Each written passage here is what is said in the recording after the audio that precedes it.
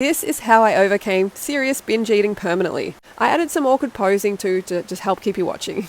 I'm 43 this year, but when I was in my 20s and 40 pounds heavier, I used to have a serious binge eating and purging problem. So bad, in fact, that I wanted to end it all, if you know what I mean. Then I learned about a fruit-based diet. The beauty of a fruit-based diet is that it contains the binge-busting trifecta, I like to call it, and eliminates any urge to binge. Let's talk about the binge-busting trifecta. Fiber, water, carbs. So, fiber.